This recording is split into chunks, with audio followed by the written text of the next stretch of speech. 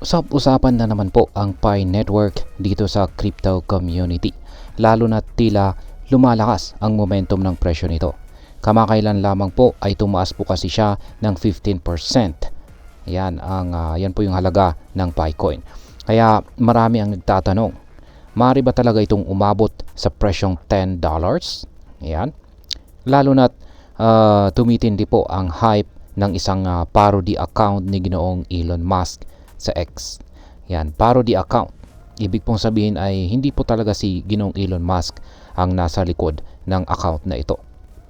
Ayan, yung parody account ni Ginoong Elon Musk ay nag-announce po kasi ng isang giveaway para sa mga Picoin holders.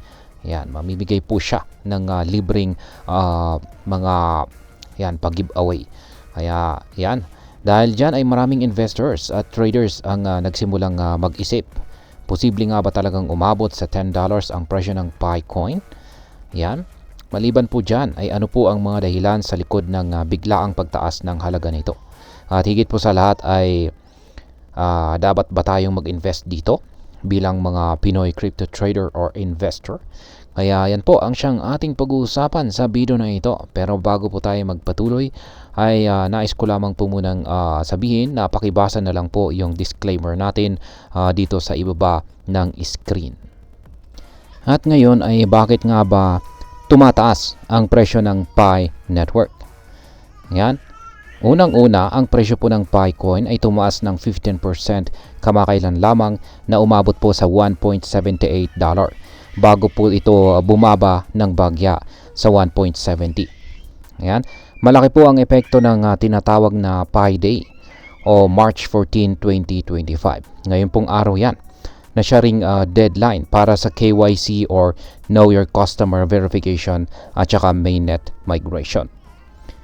Ayan. Marami pong investors ang nagmamadaling mag-verify ng kanilang mga accounts dahil kung hindi ay mawawala po ang kanilang mga naipong Picoins. Ayan, chinek ko po yung application kanina at wala na po. Tinanggal na po yung kanilang linagay doon na tungkol sa KYC verification. Ayan, kaya wala na. Kasi ngayon na po talaga yung deadline. Yan, bukod dito ay may malawakang espekulasyon na posibleng ilista po or mailista ang Picoin kay Binance, isa sa pinakamalalaking crypto exchanges sa buong mundo. Kapag ito'y nangyari ay maaaring magkaroon po ng mas mataas na demand para kay Picoin na maaaring magtulak ng presyo nito pataas. Kaya yan po yung talagang catalyst na inaabangan ng karamihan, yung pagkakalista ng Picoin kay Binance. Ayan. Dagdag pa rito, malakas ang market participation ng Pi Network, lalo na mayroon na itong 65 million na active users at mahigit 100 decentralized applications or dApps na ginagamit sa ecosystem nito. Ang mga ganitong developments ay nagpapakita na may tunay na paggamit o utility ang Picoin na isa pong mahalagang bagay sa paglago ng presyo nito. Ngayon ay ano naman po ang papel ng parody Elon Musk account sa pagtaas ng Picoin? Ayan, ang parody. Isa pong parody account ni Ginoong Elon Musk sa X ang nagbigay ng bagong hype sa Picoin matapos po nitong mag-announce ng isang giveaway. Kaya yan po yung actual na tweet ng parody. Ayan, parody ni Ginoong Elon Musk.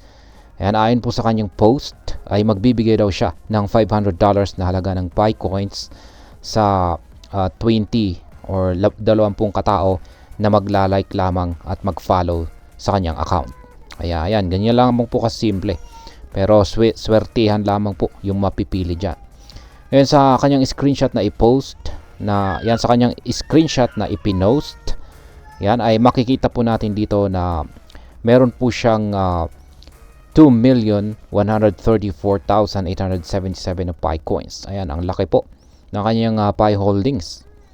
At meron po itong halagang $3.6 million.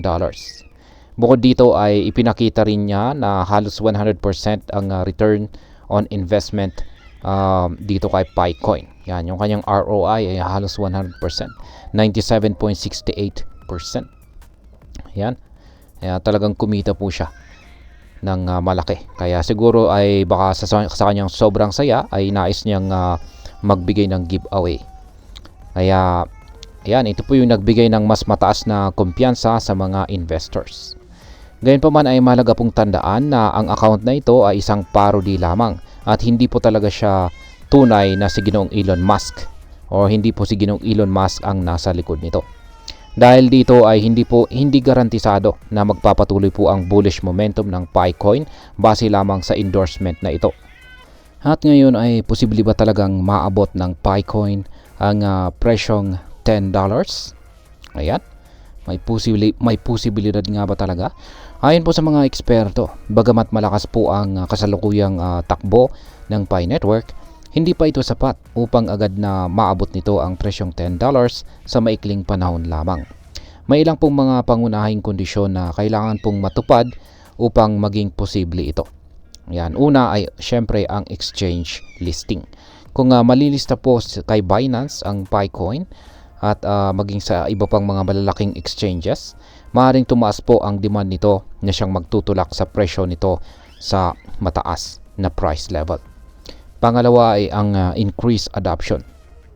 Kailangan pong mapalawak ang paggamit ng Picoin sa mga aktual na transactions at saka mga dApps upang maging sustainable ang paglago nito.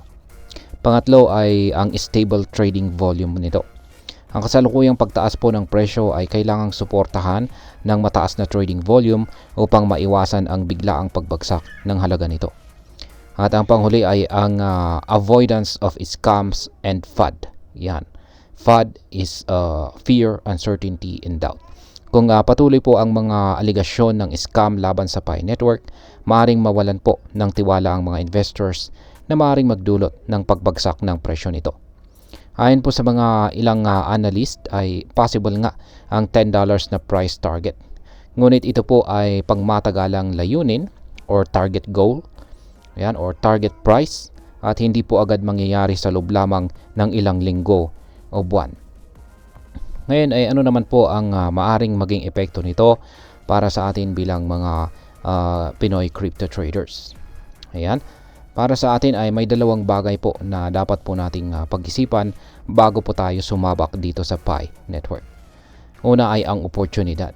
Kung sakaling maging matagumpay po ang Pi Network, ang mga maagang nagmina o nag-hold ng kanilang Pi coins ay syempre maaari po silang makakita ng malaking gain sa hinaharap.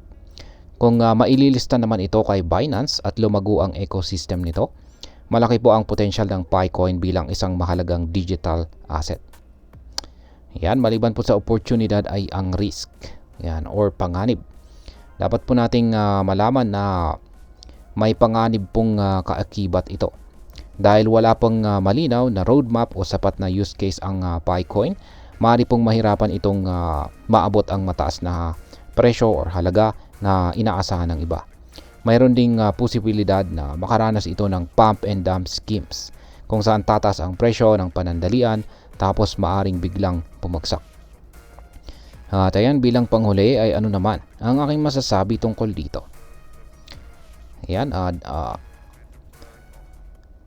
kung ikaw po ay isang risk taker, ayan, at naniniwala sa long-term potential ng Picoin, maaring magandang ideya po ang pag-hold ng Picoins at pag-aabang ng developments tulad po ng exchange listings at pagtaas ng utility nito. Ngunit kung mas gusto mo pong mag-invest sa mas stable at saka established na cryptocurrencies, maaaring mas mainam po na pag-aralan muna ang iba pang mga options bago sumabak dito kay Picoin. Tandaan, dito po sa mundo ng crypto, ang hype ay maaari pong magdala ng mabilisang kita. Pero maaari rin po itong magdulot ng biglaang pagkalugi. At ayun, hanggang dito na lamang po tayo sa video na ito mga ka-crypto. Marami pong salamat sa panonood. Ingat po tayo lagi at God bless po sa ating lahat.